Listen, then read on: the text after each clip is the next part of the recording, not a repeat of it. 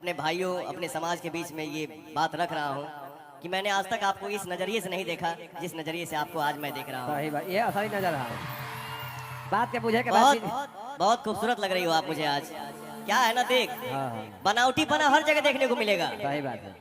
केहू लकड़ी लेखा मिली, केहू ऐसे मिली, केहू ऐसे मिली, केहू टोने मिली, केहू सोच मिली, लेकिन नेचुरल ब्यूटी जिसको बोलते हैं ना, देसी पना।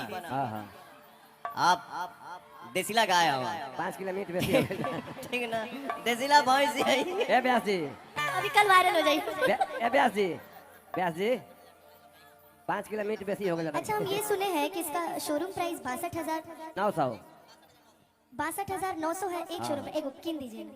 ले जाता है ना, ले जा। एक सेकंड हमारा हवा मुंह से निकल गया। आप इसको बुरा मत मानिएगा। नहीं नहीं, एकदम नहीं। देसीला गाय, देसीला भैंस, जर्सी गाय के दूध पीला 5 किलो, देसीला के आधा किलो, जर्सी गाय के दूध पिया 5 किलो। लेकिन भैया हो, देसीला गाय के दूध जवन आधा किलो एनर्जी दे दी ना, अपना देसीला गाय है। बात के खाली बुझे के भाई, खाली बात में हमनी के फसावत नहीं, बाइक ना दिए। रोक पहले रुसा न करे